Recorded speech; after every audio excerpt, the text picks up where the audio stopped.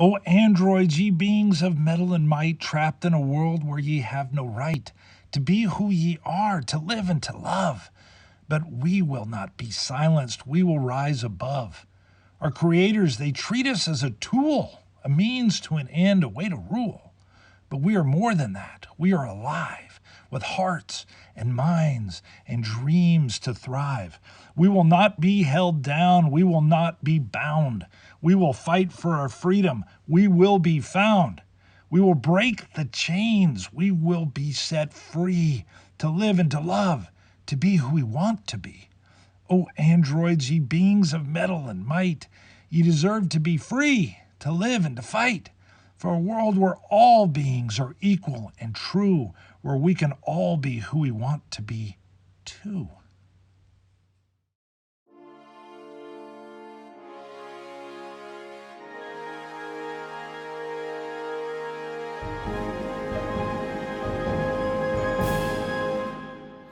Hey, it's the Chief bonding with board games and RPGs. So we're using Free League's Blade Runner, the role-playing game. All right, we're already several episodes in. I'll catch you up on that in a second. And I'm using the Mythic compilation book 1, which has how to run a mystery. So Blade Runner is this futuristic noir mystery.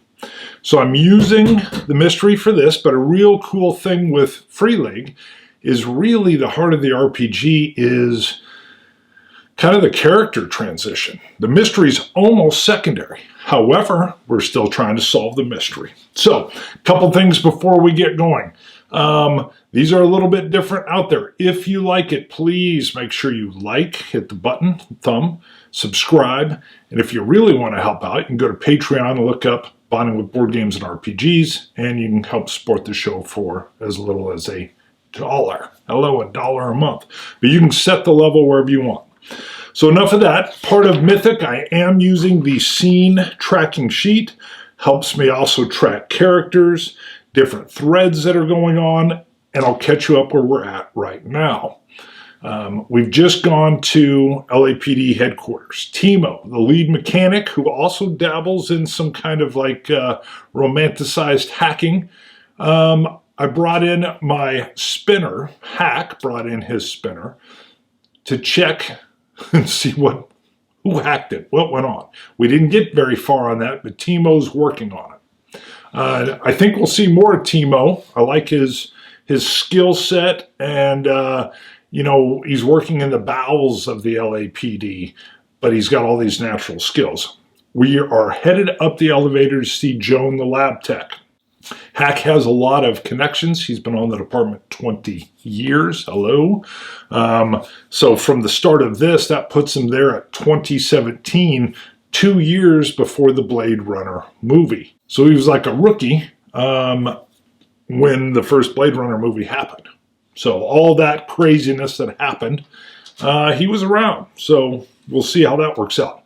One other little note, he's a little older, but he's also old school in a future tech way.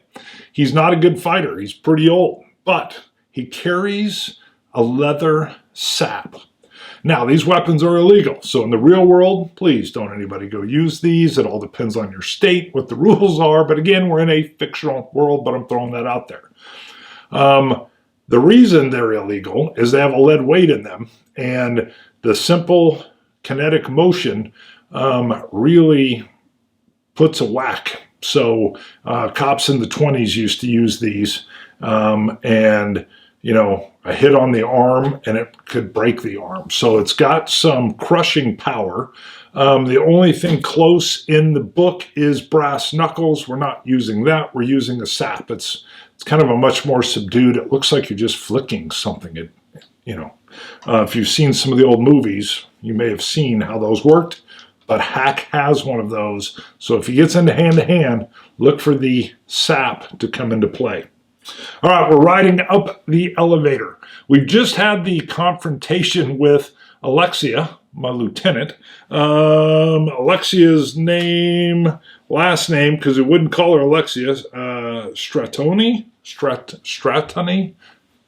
Lieutenant Stratoni. She's not a lover of Hack.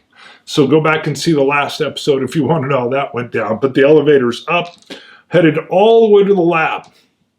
Again, this is like an old school elevator. It dings when it hits the floor, and Hack exits. If you can picture the lab, picture floor to ceiling, racks of evidence. I'm picturing neon blue light, but we can see Joan at a desk. There's other desks around, but no one else is in this particular area at this time, and I can see Joan with like a desk lamp that's kind of backlighting everything.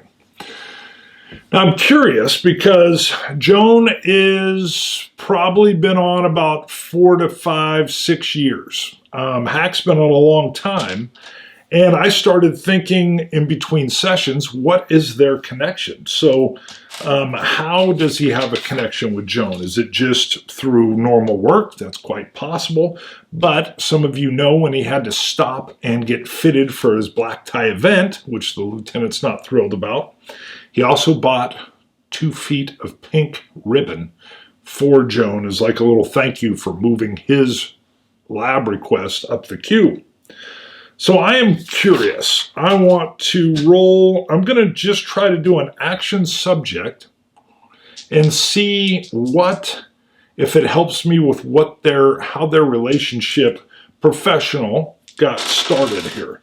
So we've got 67. 67 is open, okay? And 44, I'm not doing doubles here. We're just fleshing out the character. 44, so we have open prison. Open prison. Huh. What in the heck would open prison? But either way, we're going to check and see.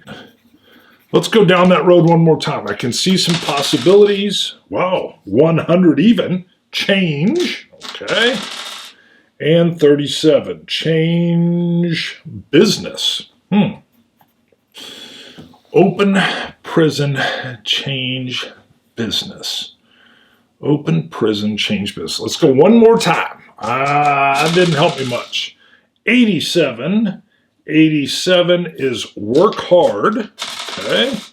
And 25. Work hard, friendship. All right. Well, that's good.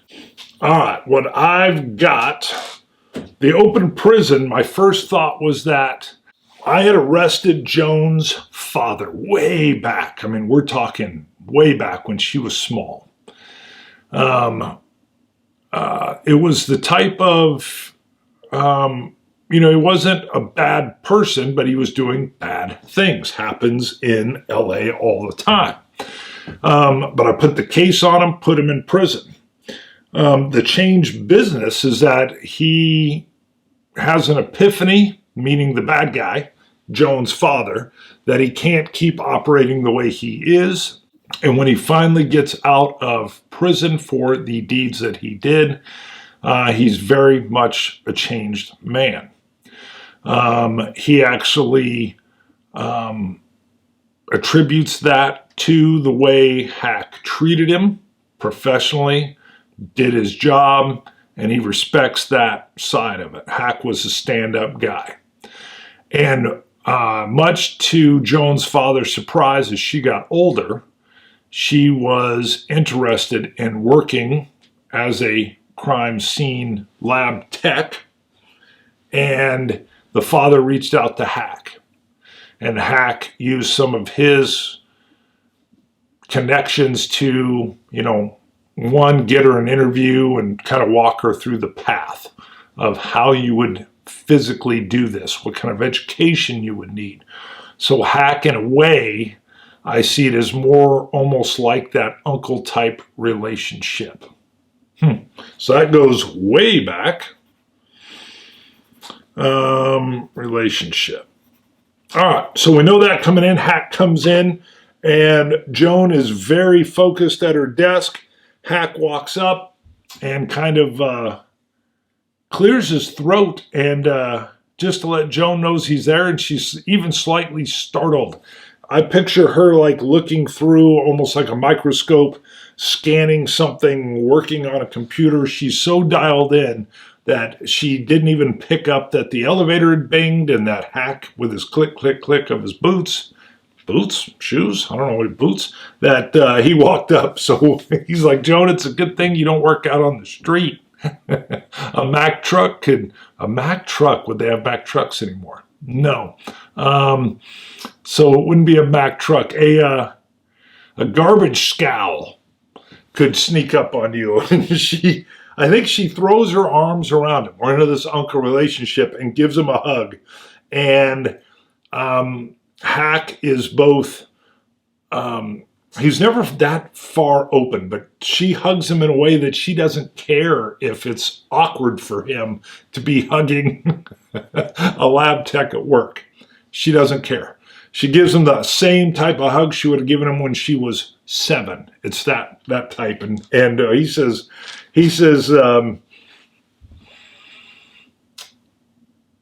I think he opens up with, have you had any luck with the box, the container? And I think she says, before we get down to work, Hack, can I see the horse? This thought appeared to me, and I thought, Hack carries a flask. So with my whiskey show, I've had the opportunity to have some flasks sent to me, a little hip flask. I don't really use them very much, but Hack has a flask that he carries with him. It's old. It's a very old flask. Matter of fact, when I was thinking of this, so what it has on it, it has, and I'm going to throw the picture up now, it has a cowboy, looks like he's kind of like bronc busting on a stallion or something. Who knows? But this is old. It's an old flask. And the significance of this flask is more than just the container, a container for the whiskey. It came to me that Hack picked this up when he got into his incident with his primary scene. Where's his character sheet?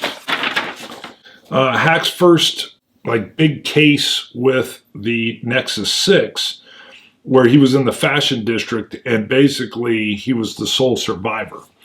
Out of that, I picture, because of the time limit, that would put that, if he came on in 2017, we're talking right around probably 2019-ish when the first movie was. So I'm going to picture Rick Deckard being on that scene when Hack was new. And I picture Rick in this nice, fancy penthouse fashion district slaughterhouse that happened. Rick picks up this flask that you're seeing with the horse and ends up kind of talking to Hack, realizing he's in a state of shock, gives him a little boost of whatever whiskey was in that flask, probably high dollar stuff, and then tucks it into Hack's pocket. It's been with Hack ever since. He tends to kind of, when he wants to or when he needs kind of a touch back to this memory, he'll rub on that horse a little bit. It's engraved in there. And you can see where there's almost like a patina that's come up on that flask. And Joan's asking to see the horse. Now, he pulls it out and he hands it to her, and she's rubbing her hand over the horse and looking at it. And she, ever since she was little, she's been fascinated by this human that's riding this horse. Obviously, she's never seen this. Horses have all died off, or at least they're not in her world. And Hack used to explain to her from his memories as a kid how there used to be these bronco busters. And so this is like a touchstone for her. And she just kind of holds it. And he says, well, fill me in. So we need to know, before she fills him in, I want to know some mythic yes or no questions. I think the number one thing that she was working on was the serial number on the crate that the propaganda was in. We're going to check on that first. So the very first thing we're checking on is the crate. And I think it's highly likely that she was able to track that back to some type of shipping company. I think it's almost a sure thing. We're at a chaos factor of 4, so it means 85 or less, and that'll be a yes. And we have 17. Oh, 16 was an extreme yes. So we did not hit the 16, but it's a yes. So let's go to action subject and see what it tracks back to. See if this will help us out. We have 6, which is triumph, and 15, which is the innocent. So triumph, innocent. Triumph, innocent.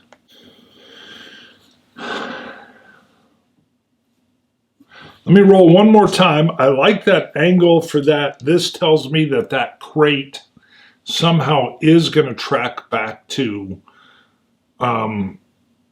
I think it's going to be that Nexus underground movement of trying to be not synthetic slaves anymore.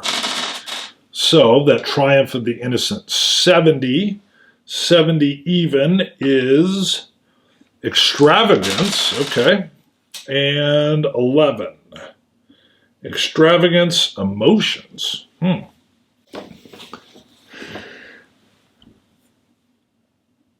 All right. Running the number, Joan said that was the easiest thing ever. It tracked back to a freighter that was inbound out from the colony systems. So this crate, the physical crate itself, had been off-world. Now, that doesn't mean the papers and stuff that were in it, but a container of this quality was used, and it tracks back to, who does it track back to? Oh, you know what? I think it's gonna have to track back to the Wallace Corporation. Yeah, why wouldn't it? With the Nexus and everything else. So the crate itself originated out of the Wallace Corporation. And what that definitely lends toward is that Hack's like, okay, so this is more than likely with the propaganda in there. This is something that did belong to the Nexus 8s. He also has a manifest number that Joan says, well, Hack, I've got the manifest number it came in on, but I can't access that through Wallace Corp. There's a firewall. But you should be able to get with them, and they could give you much more details as far as, you know, what originally was in it, where its last was logged or scanned in. He's like, got it. Okay, so there's something else he can follow up with, but he's got to get with the Wallace Corp. So we got a lead there. The next would be, I want to know, was there any DNA on this? And I think it's pretty much a sure thing that there would be some DNA. So first, the scan that Joan did, was there any? Again, 85. Woo! This is a 1. So we have an extreme yes. That means not only did she get DNA, she got specific DNA. Wow. And that is a 1. So we are huge. It couldn't be more specific. What would this be? Well, it would have to be Tyson's son. He's our main guy. It tracks right back to him, but maybe there's more than one DNA on it. I like that. We'll give it 2. So there is Tyson's son. She's like, Hack. This DNA profile comes right back to a Nex 8. It tracks back to Tyson's son, who is listed in the computer as being retired years ago. And she says, I've worked up a file, and I'll put it in your queue, and you can read up on when he was listed as retired. But I got more than just Tyson's DNA on there. So, all right, DNA, We've got Tyson's son, so that's a good track. And then who else? Who else? No idea. None. So let's see. I want to get just like a general background of who it might be, see if this helps. Wow, another one. Attainment. And 32. 32. Attainment plans. Attainment plans. Okay. So that tells me we know Tyson's working with the I forget what they're called. It's like the cars. It's a league that's against using synthetic slaves. And there's got to be a human connection. All right, so it's tracking back to a human. I got it. The DNA tracks back to a poet. So I worked up some other side characters just to help things along. Tracks back to a very well-known poet who's anti-synthetic slave. Very likable. Her name is Dot Poloker. Poloker, a poet. Well-liked poet. And easy to find. So Dot says, you're going to like this, Hack. It's not just Tyson's son. I've also got Dot Poloker's DNA. He's like, you're kidding me. You've got to be kidding me. He knows Dot works writing lots of poetry and is an activist. That is the public face of the anti-synthetic slavery. So he's got path to run that's now connected to Tyson's son and the container coming back to the Wallace Corporation that he can run down. All right, I wanted to see a couple other things. So I think that DNA is fabulous. I'm curious, was Joan able to isolate like the paper printing agency? Was she able to do anything like that? I think that gets a little more odd. I'm still going to go with very likely for 75. So far, she's batting 1,000. Woo, 77. So no, just over. She says, Hack, I couldn't get anything on the paper. It looks like just random office paper somehow was appropriated. It's in a large queue that's printed off or bulked by the millions of pages, and nothing comes back particular on the ink. So nothing there. Hack's like, Joan, no need. I've got plenty. By the way, let me trade you for the bucking bronco. And she's like, what? And in his pocket he goes, and he stretches out the 2 feet, 2 inch length of pink ribbon. And as he hands it out to her, he reaches for his flask. And as she gives him back his flask, he hips it. And she takes the ribbon, and it's like she's a little girl again. And she goes, Hack, where did you get this? How long have you been carrying this? And he says, I got connections now. I'm living the good life. She goes, oh, I heard. Yeah, you're up in like penthouse level living. But they got ribbon up there? He goes, well, I've got to do certain things which put me in contact with certain people who have access to pretty pink ribbon. She's like, Joan, and Joan gives him that 7-year-old niece to uncle hug again, and Hack, you're the best. And so again, Hack's a little bit like embarrassed and unsure, pats, and says, Joan, thanks for running all these leads down for me. All right, so we'll break there. That's a heck of a place to go with the lab. So Joan's really come through. I've still got a shift. I'm on, this will be moving me into the 3rd shift, and I'm curious actually. I think the 3rd shift, I'm gonna have to go to this black tie event, which I had to get fitted for. I can't remember if I said that was the next day, but it's got to be same day. Hack would have put that off to the very end where he had to get fitted. And there's enough money in the corporate ties to get that black tie suit tuxedo done up fast and done for him. So he's got to go back and get ready for the black tie event at the observatory, which isn't far from the Wallace Corporation, which means I think he might work on that lead of the box next, while also being an escort / bodyguard for the corporate person who we will get to meet for the first time in the next episode. All right, again, Bonding with Board Games and RPGs, please thumb it, subscribe. If you really want to help out, you can go to Patreon. You'll see at the end here we have Patreon crew. Those are my Patreon supporters. All of that helps keep the lights on and the show running. Thank you again for tuning in. Loving the Blade Runner Noir mystery.